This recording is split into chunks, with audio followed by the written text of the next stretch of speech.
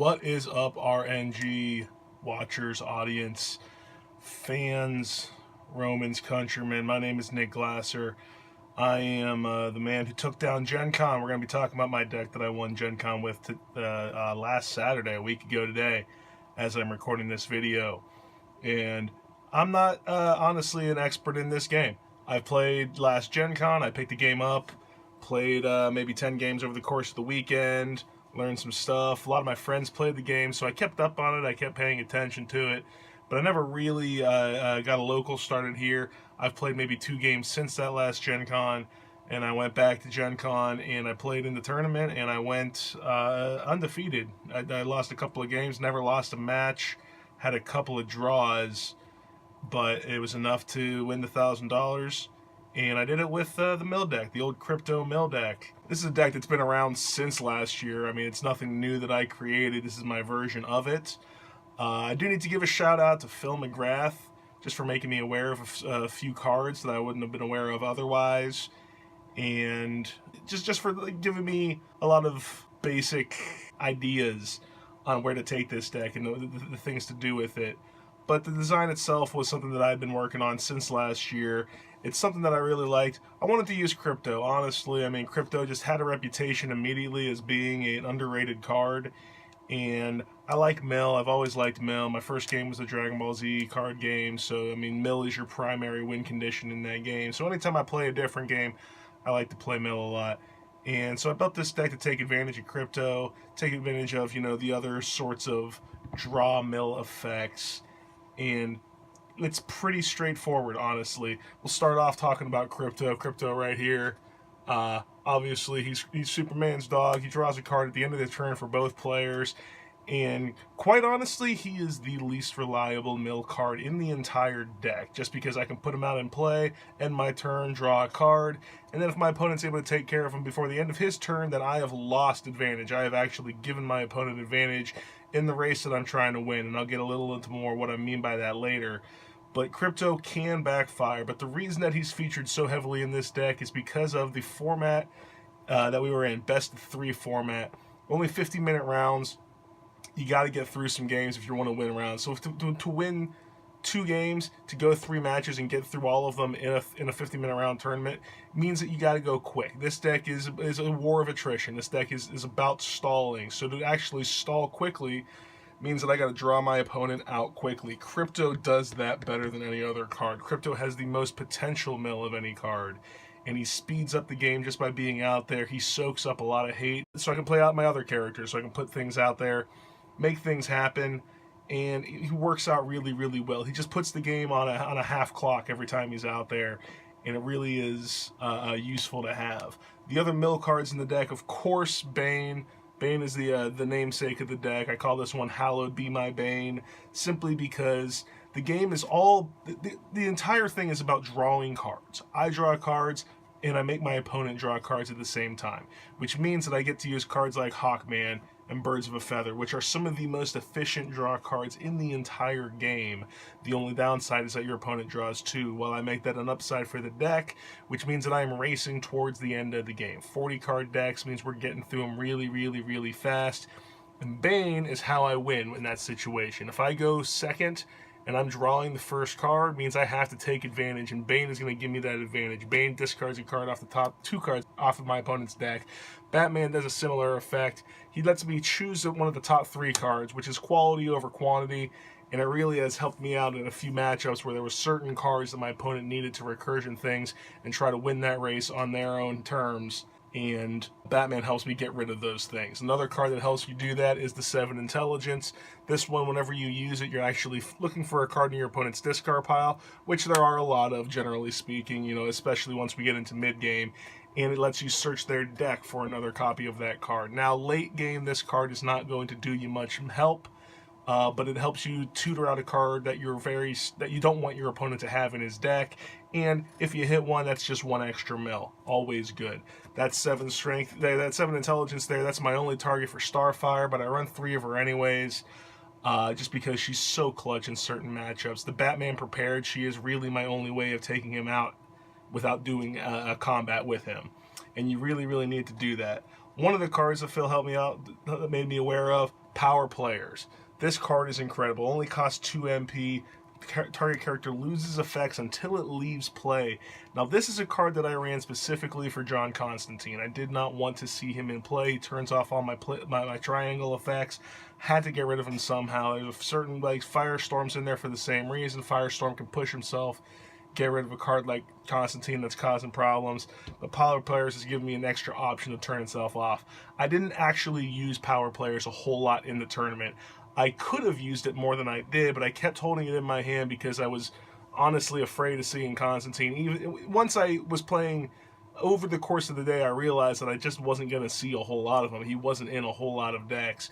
And as I would learn my opponent's decks over the course of the 3 games that we would sometimes play, I'd be more loose with using the Power Players. But generally speaking, you want to hold this card for only the real threats, only the things that are going to cause you to lose the race. Otherwise, you're probably just spending a 2 MP on something that you don't necessarily need to use it for. I think that's all the characters that I have talked about now in deck. Hawkman, of course, big feature in the deck. When you're playing this deck, you want to mulligan until you see a Hawkman or a Birds of a Feather, generally speaking. 6 cards in a 40-card deck, and you can mulligan to see your top 10.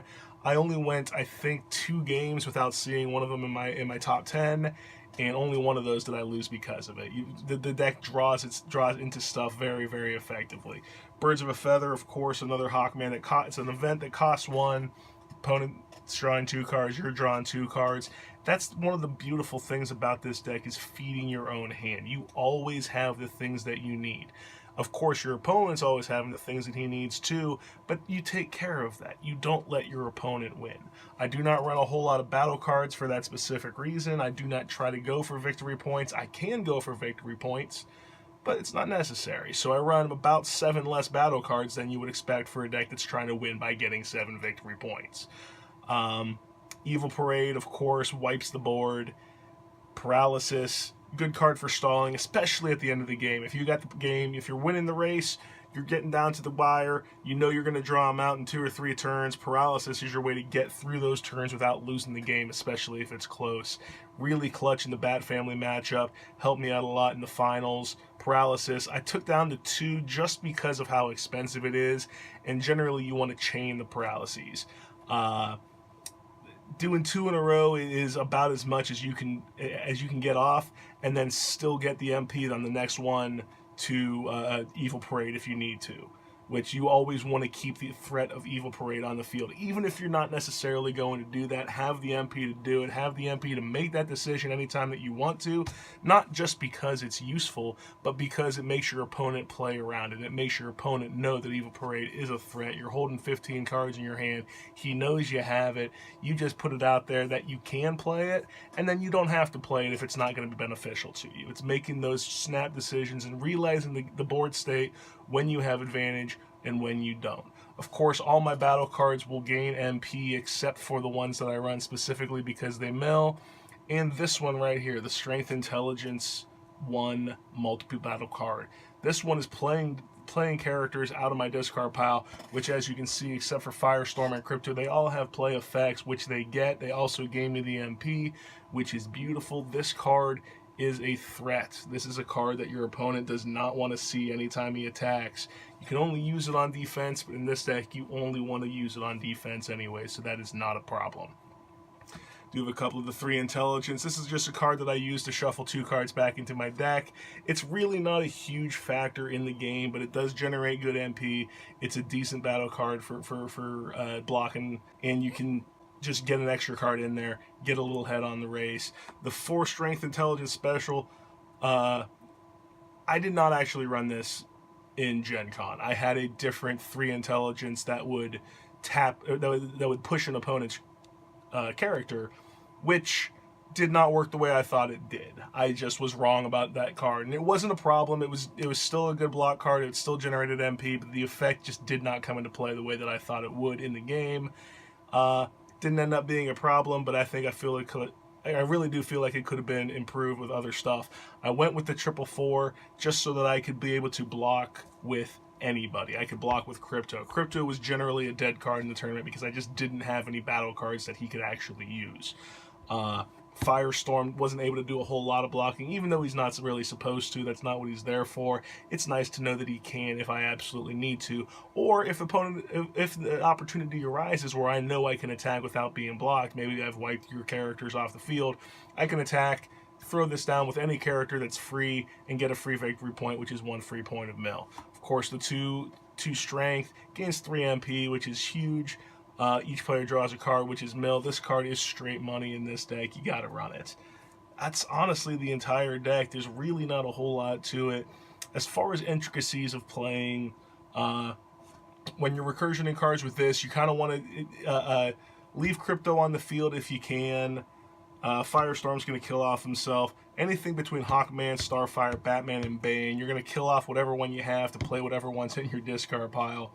You're drawing cards, you're milling cards, you're milling cards and choosing. Or if you have the 7 intelligence in your discard pile, you got the Starfire. Now, it is important to note that the 7 intelligence does not get to your discard pile unless you use it with Batman, which means that you have to play a little bit carefully about your Batmans. You want to put them in play when you think that you can keep them in play long enough to either defend with or attack with the 7 intelligence card, just so you can actually get it into your discard pile and you turn Starfire on, and at that point the deck is able to go full bore. It can take out just about any character that your opponent plays. It can stall as long as it needs to keep drawing and drawing and drawing and drawing and winning the game. Evil Parade, you're wiping the board. You want to do that when it's going to give you an advantage. If your opponent has more characters in play than you do, wonderful. Throw the Evil Parade. You have a full board and your opponent's not going to clear them out. You doesn't have a Firestorm in play. You have all these guys in play. You don't have a Krypto. Maybe you have a Hawkman, a Starfire, a Bane. There's no way to get them out of play except for Evil Parade. A couple of times against Tim Batal, he was playing the Bat Family deck, and he had Batman Prepared in play, and I was not able to KO his characters with Evil Parade. That sucked. But a couple of times, twice I believe, over the course of the 6 games that we played in the tournament, I Evil Paraded with Bat Family just to wipe my board, just to wipe my own board, even though that it was not going to wipe his board. And it ended up being the right play, even though it was a half value play, maybe less than half value play, depending on how you look at it. It still was getting things done to clear off my board and let me play more characters and get more play effects. Generally speaking, if you don't have Batman Prepared in play, you can wipe things out with effects. Throw the Evil Parade down first, wipe the field. Of course, you need enough MP at the beginning of the turn to do this, but if you can do that and then play Firestorm after, that's just evil. That's just wrong. You're putting him out there, and you know that whatever your opponent's going to play, you can get rid of it if you have to. So your opponent's not going to be able to play his strongest character in his hand. Even though he has a huge hand, he's not going to be able to lead strong right after the Evil Parade, just because of the Firestorm. Of course, your opponent might have his own Starfire, but then you're just, eating the Starfire on the Firestorm. You're leaving your Kryptos in play longer. Krypto in play is the best time to use Paralysis, just because he's going to do his most work and he's going to stay there the longest, and there are the least things that your opponent can do about him. And quite honestly, I don't really think there's a whole lot more to this deck. Prioritize Hawkman as the most played character anytime that you are healthily in the lead. If you have more cards in your deck than your opponent, Hawkman, get the stuff that you need into your hand while still speeding up the game, because you're already ahead in the race. You're just shortening the track at that point. Bane and Batman to get there, and from there the deck plays itself. I'm pretty sure you can figure it out. It's not all that difficult. It just was the right deck for the right day. I played against a whole bunch of fun things. Sinestro was a pain. Discipline was a pain. The Bat Family deck was a pain, especially for Terry McGinnis, because he's turning off my power players and my Birds of a Feather. You need Starfire in that matchup. Starfire is the only way to get through that matchup, get rid of the Batman, get rid of the Terry, and do what really needs to be done to win through that game. Honestly, I'd say more about this deck. I really just don't think there's all that much more to be said. I'm sure it can be improved. I'm sure somebody out there has some ideas of how to make this deck even better. Please share them with me. Go out, play the deck for yourself. Let me know what you think. And watch and subscribe Random Number Gaming. And Didier's my bitch. Later.